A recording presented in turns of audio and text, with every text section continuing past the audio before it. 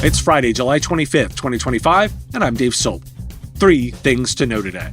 Agentic AI tops McKinsey's tech trends as job demand skyrockets. A deep trust gap emerges between AI users and skeptics. VMware customers face security risks from Broadcom's patch access restrictions. And a new study says platforms are force-feeding AI while employee equity gets torched in a controversial startup deal.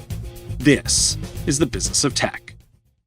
In its latest Technology Trends Outlook report, consulting firm McKinsey identifies 13 key technological trends shaping the business landscape, with artificial intelligence ranked at the top.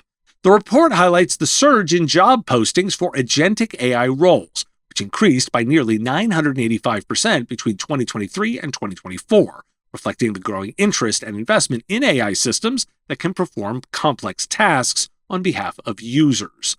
Other notable trends include the rise of application-specific semiconductors, crucial for the ongoing AI boom, and advancements in immersive reality technologies, including virtual and augmented reality.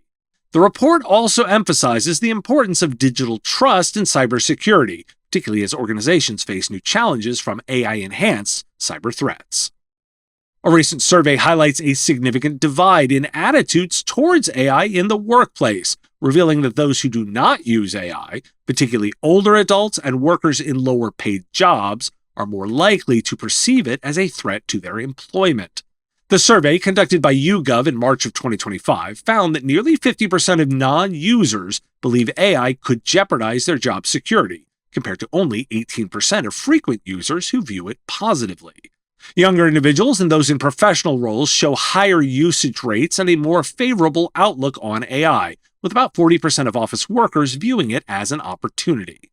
In contrast, only 25% of service and sales workers share that sentiment, reflecting a broader class divide where over half of those identifying as working class express concerns about job threats posed by AI.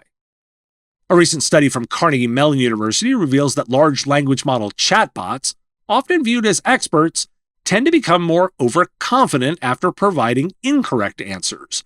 Researchers found that while humans typically adjust their confidence downwards after mistakes, these AI systems often maintain or even increase their self-assurance, leading to potentially misleading interactions with users. The study involved 4 popular commercial chatbots, including OpenAI's ChatGPT and Google's Gemini, which performed various tasks such as predicting winners of the NFL and the Oscars and answering trivia questions. Results indicated that Gemini, for example, struggled significantly with a guessing game, averaging less than 1 correct guess out of 20, yet showed no awareness of its poor performance. This issue of overconfidence in AI tools raises concerns about their reliability, as highlighted by Wayne Holmes from the University College London, who noted that improvements in AI's ability to self-correct may not be forthcoming. Why do we care? So McKinsey says agentic AI is the top trend, AI that doesn't just help you, but acts for you. And job postings for these roles up nearly 1,000%. Combine that with custom chips and immersive tech, and you've got a pretty frothy trend cocktail. But here's the kicker. None of this works without trust. YouGov's latest data shows a real divide. If you're younger and in a white-collar gig, you're all in on AI. But if you're not using it yet, especially in lower-wage jobs, you are more likely to see it as a threat. It's not just perception, that's a marketing and deployment problem. And then we get this gem, AI chatbots that are wrong and more confident after being wrong. It's not just bad UX, that's a liability waiting to happen. AI adoption is not evenly distributed, user trust is fragile, and the tech itself remains imperfect. Offering responsible, segmented, and human-augmented AI services is not optional, it's foundational. Providers deploying this stuff need to lead with governance, not just features. Wrap these tools with oversight, set expectations, and don't let the chatbot speak for you without a safety net. This episode supported by FlexPoint. Hey MSPs, tired of chasing payments and stuck in manual billing chaos? FlexPoint offers a purpose-built, managed service provider payment platform with features like automated accounts receivable, branded client portals, same-day ACH powered by artificial intelligence, and seamless integration with popular PSA tools and accounting systems. With custom auto-pay rules, passwordless secure checkout, and one-click financing, providers process invoices up to 95% faster, eliminate reconciliation headaches, and unlock on-demand working capital. As a result, MSPs gain reliable cash flow, reduce manual effort, and elevate their client experience without long-term contracts. To see how FlexPoint can streamline your billing operations and secure faster payments, visit getflexpoint.com/MSP-radio and request a demo today. That's FlexPoint, making payments simple and cash flow perfect. I swear I'm not picking on them. Some customers of Broadcom's VMware division are currently unable to access essential security patches, which increases the risk of cyber attacks on their systems. Users with perpetual licenses who do not have an active support contract are especially affected, as Broadcom has not been renewing these contracts unless customers switch to software subscriptions. In April 2024, Broadcom CEO Hock Tan assured customers they would have free access to zero-day security patches for supported versions of VMware's vSphere. However, users have reported difficulties accessing these patches through the support portal, with some stating there could be delays of up to 90 days before fixes are available. A VMware spokesperson confirmed that only entitled customers can currently access the patches, raising concerns since attackers are known to target VMware systems. In 2025, VMware issued 11 security advisories highlighting critical flaws that could enable attackers to run code on host machines. And VMware has announced a significant change in its development strategy, shifting from a 2-year release cycle to a more deliberate 3-year schedule with extending support durations for its products. This adjustment responds to growing pressure from enterprises facing steep licensing cost increases and upgrade fatigue, especially after Broadcom's acquisition of VMware. The new approach for VMware Cloud Foundation version 9 will now provide 6 years of support with minor releases every 9 months instead of 6.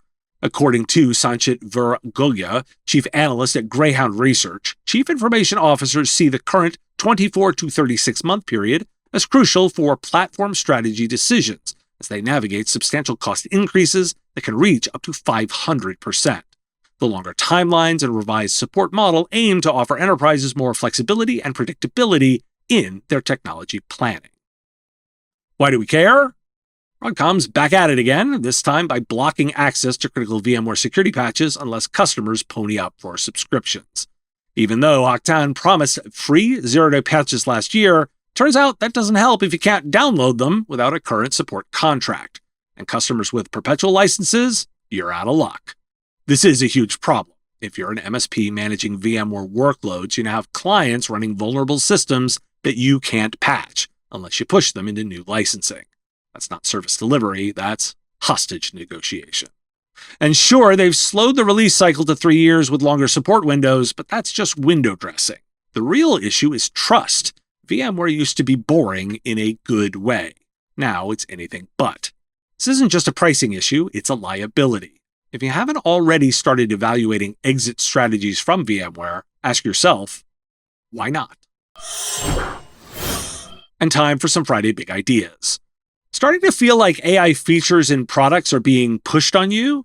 Blood in the Machine covers a study by design scholars Nolan Maudet, Anel Biognon, and Thomas Thibault, apologies if I messed those up, revealing that major platforms like Google, Meta, and Adobe employ manipulative design tactics to increase AI feature adoption among billions of users, labeling this phenomenon as forced use. The study highlights that AI features are often given prominent space in user interfaces, sometimes occupying over half of available screen space, as seen in LinkedIn. Furthermore, many platforms enable AI features by default or interrupt users' workflows with pop-ups and prompts to encourage interactions. The research suggests that the narrative of a consumer-driven generative AI boom is misleading, as many AI tools fail to attract organic customer interest despite their wide deployment. And I'm pondering a bit of tech compensation talk after Windsurf, an AI coding startup, faces heavy criticism following a failed deal with OpenAI and a later agreement with Google. Originally set to be bought for $3 billion, the negotiations collapsed, leading Google to instead hire Windsurf's CEO and top talent for $2.4 billion, leaving other employees unsure about their futures. This unusual move has raised worries among venture capitalists and industry insiders who say it messes with the traditional startup equity sharing model. The CEO of Replit said, quote, "This breaks the Silicon Valley social contract," end quote, pointing out the risks for employees who work hard and hope to share in future successes. Critics like investor Vinod Khosla called the deal a bad example of founders leaving their teams without fair pay. As similar deals become more common, experts advise startup workers to carefully weigh their company's long-term health and its approach to equity sharing. It's worth questioning some of the AI assumptions, as Ed Zitron did in his newsletter. SoftBank's involvement with OpenAI has come under scrutiny, with reports suggesting that the partnership might be more illusion than reality. The Wall Street Journal recently highlighted a shift in SoftBank and OpenAI's ambitious $500 billion artificial intelligence project, which is now focused on a much smaller goal of establishing a data center by the end of the year. Despite claims of a collaborative effort, evidence shows SoftBank has not contributed to building a data center in Albany, Texas, contrary to widespread media reports. Funding for this facility has been confirmed to come from other investors, such as Crusoe, Blue Owl, and Primary Digital Infrastructure, raising questions about the authenticity of SoftBank's commitment to OpenAI and their joint ventures. Analysts point out that past statements from SoftBank suggest a possible inability to fulfill pledged investments. And all this especially with Forrester proposing their AI-centric service desk blueprint. The article discusses the urgent need for a transformation in IT service desk operations, advocating for an AI-centric approach to meet the demands of hybrid and digital-first workforces. Traditional service desks, reliant on tiered human escalation and manual workflows, are increasingly seen as insufficient, leading to inefficiencies and user dissatisfaction.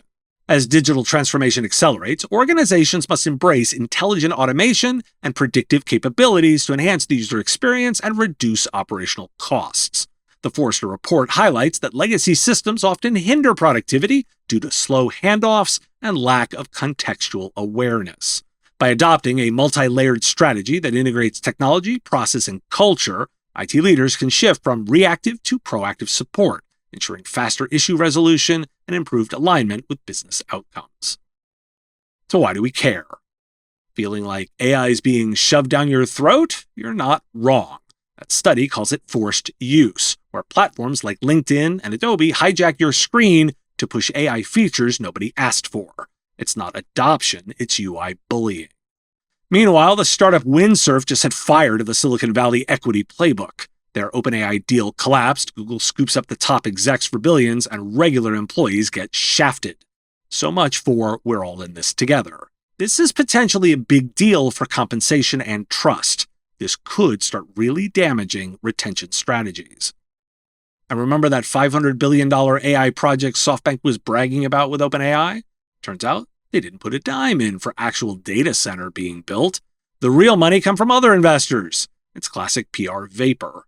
We should be particularly skeptical of anything attached to SoftBank. And on a brighter note, Forrester actually has a solid plan, an AI-centric service desk that uses automation and context to actually fix things faster. Not just a flashy bot, real process change. It's our job to separate the marketing muscle from the operational muscle. Just because something says AI doesn't mean it works or that users want it. Lead with value, not buzzwords. Are you ready to get your brand in front of the tech leaders shaping the future of managed services? Here at the Business of Tech, we offer flexible sponsorship opportunities to meet your needs, whether it's live show sponsorship, podcast advertising, event promotion, or custom webinars. From affordable exposure options to exclusive sponsorships, our offerings are designed to fit businesses and vendors of all sizes looking to make an impact. Prices start at just $500 per month, making our packages a fraction of typical event sponsorship costs. Be a part of the conversation that matters to IT service providers worldwide. Join us at MSP Radio and amplify your message where it counts. Visit mspradio.com/engage today to explore all the ways we can help you grow. Thanks for listening. Today is International Red Shoe Day, National Wine and Cheese Day, and System Administrator Appreciation Day. Well, on this show, every day is System Administrator Appreciation Day. We're looking for feedback on a newsletter offering. Visit bit.ly/biztechnewsletter with a Z. Link in the show notes and description. It's just 3 quick questions. The Business of Tech is written and produced by me, Dave Sobel, under ethics guidelines posted at businessof.tech. If you've enjoyed the show, make sure you've subscribed or followed on your favorite platform. It's free and helps directly. Give us a review, too. If you want to support the show, visit patreon.com/MSPradio, and you'll get access to content early. Or buy our Why Do We Care merch at businessof.tech. Have a question you want answered? We take listener questions. Send them in, ideally as a voice memo or video, to question@mspradio.com. I answer listener questions live on our Wednesday live show on YouTube and LinkedIn. If you've got a comment or a thought on a story, put it in the comments if you're on YouTube, or reach out on LinkedIn if you're listening to the podcast. And if you want to advertise on the show, visit mspradio.com/engage. Once again, thanks for listening, and I will talk to you again on our next episode. Part of the MSP Radio Network.